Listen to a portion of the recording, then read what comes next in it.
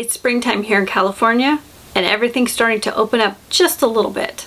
I'll bet you anything, you're gonna see markets starting to pop up around your community. Wanna get in on one of those? Wanna know some tips and tricks? Hang out with us and we'll talk about that.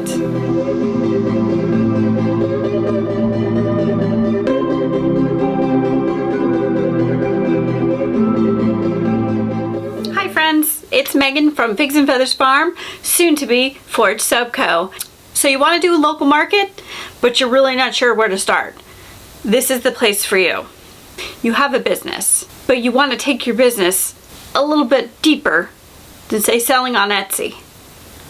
One of the best ways to do that, getting yourself into a local market or local craft show.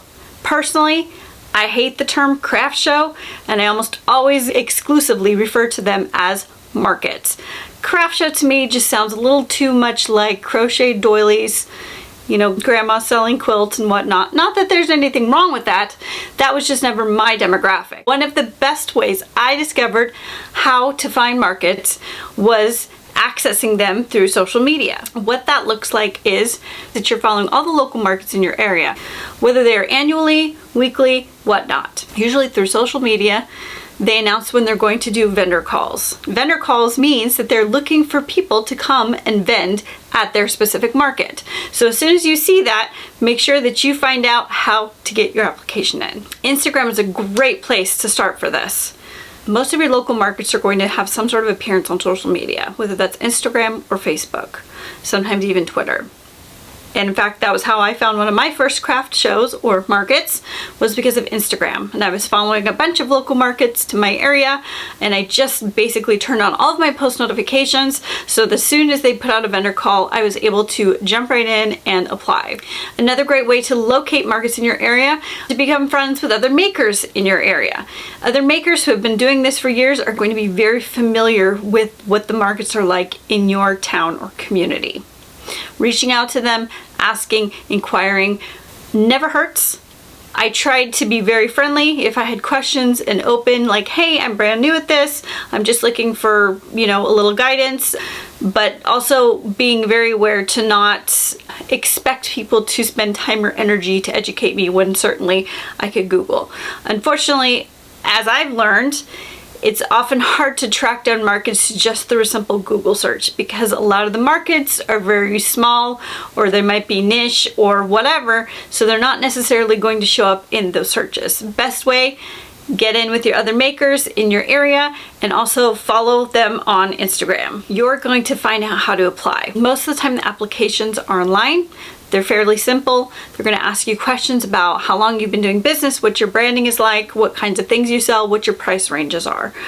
And most markets are juried, and we will talk in a minute about what it means to apply to a juried market. As soon as you're putting in your application, make sure that you have everything in order that you need, such as your business license or your seller's permit, keeping in mind that certain areas will require you to have a temporary seller's permit for the location in which you're selling. So for me personally, I'm in Northern California, and when I go do a big show like Renegade, I know that I have to get a temporary seller's permit specific to San Francisco, specific to that zip code or that county. My seller's permit that I use for my home and where I sell from usually is not good for everywhere, so make sure you're checking. So make sure you're checking with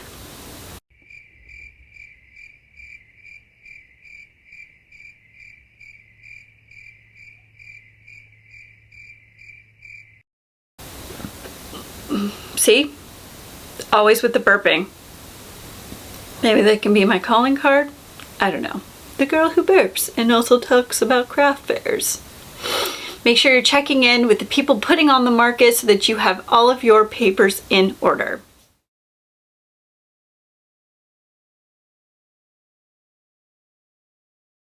What it means to be juried is that you are submitting your work to a group of people or a panel of individuals who are going to come together. They're going to look at everything that you create, and they are going to decide collectively if you are a good fit or not for their market. What are they looking for?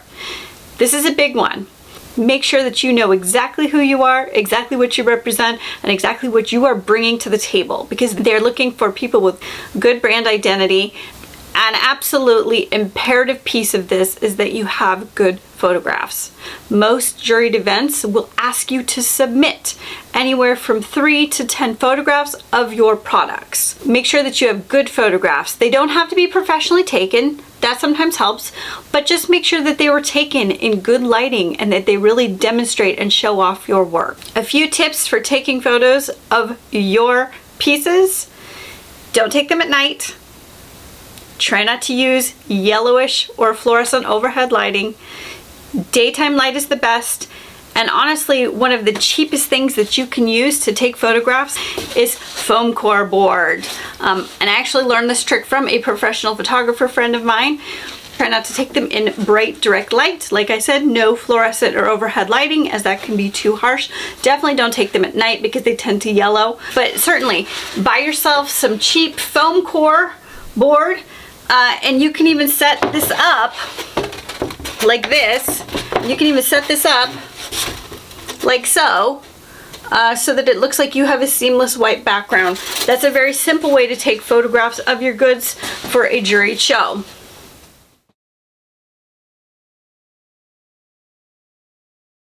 When you apply to a market, you're also going to learn that they require you to pay something called a booth fee. And what it means is it secures your place in the market. It also helps the creators with their advertising and marketing and such, that it helps the event basically keep itself going.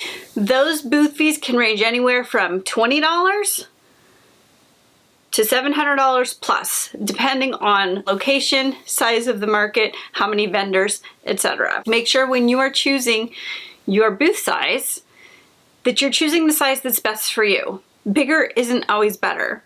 So for example, if you're doing a larger market such as Renegade or maybe West Coast Craft, they're going to offer you full booth sizes, which are normally 10 by 10, or they're going to offer you half booth sizes, which are 5 by 10. That usually means that they're 10 feet long and 5 feet. So you're sharing a booth with somebody else who has the other 5 feet. What I learned from doing these myself, just because you have a bigger space doesn't mean it's better for you.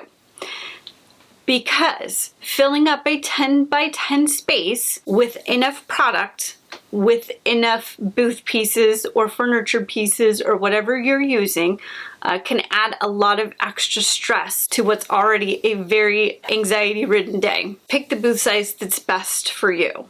We actually did a market here in a town that we're from, and I chose a bigger size because I literally brought a couch to put into my booth so that people could come and sit down. Now, would I recommend that for everybody? No, I wouldn't. Was it feasible for me at the time? It absolutely was. But again, bigger does not equal better. Also, the bigger that you go, the more expensive it's going to be. So keep that in mind too, because whatever you're paying, you want to make sure that you're making that money back in your sales. And some of these markets, like Renegade, are 2 days long. That means that you're going to be there for a full day on Saturday and a full day on Sunday, usually setting up the night before or the morning of and breaking down on Sunday evening. It's a very, very long weekend. Rewarding? Yes. Exhausting? 100,000%. Also make sure at the end of the year, when you're doing your taxes or having them done for you, that your booth fees are being written off. You found your market, you applied, you were juried, you got in. Now it's time to tell everyone about it. So how are you going to do that? There's a few options. Obviously, social media is great.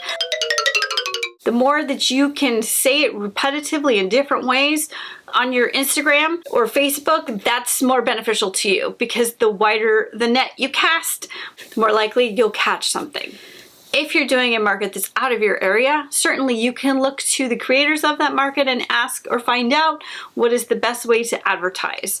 They're going to tell you time and time again, social media is going to be your best friend when it comes to getting the word out and advertising. If I want to find out if there's a local market in my town, I'm going to go to Instagram. When I want to know what vendors will be there, the first place I check is Instagram. And they will most likely have on there when they're going to be there, and if they're going to be offering anything special, which is more of an incentive for me to go. We'll talk more about that in the next video, because that's the other thing too.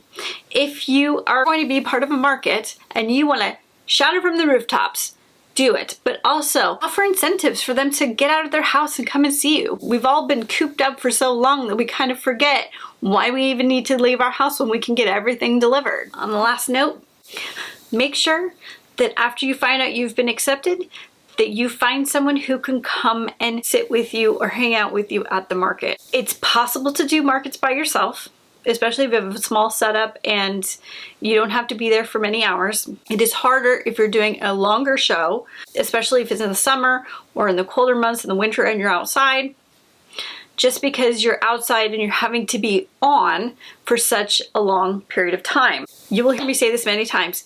It is exhausting. It is trying. It takes a lot. Even if you are a social person, it's a lot. If you're introverted like I am, it's almost a nightmare. Bring somebody with you who can help take the burden off of you.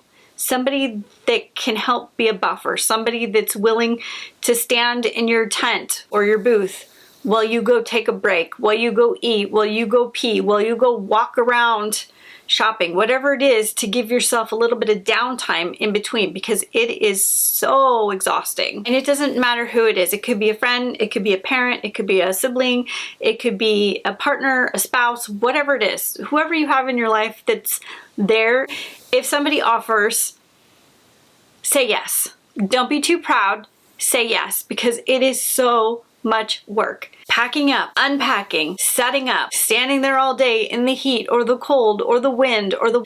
If you're inside, you're super duper lucky. Most of California has to do everything outside. But again, breaking things down, packing things up, driving home, it's a lot. Sometimes we forget to eat. Sometimes we forget to drink. Worry about going pee.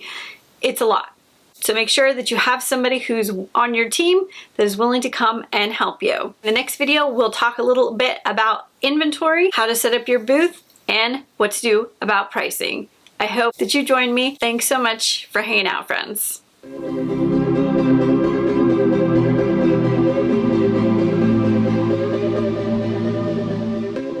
Here to go over a few friendly tips, and I'm here to help exclusive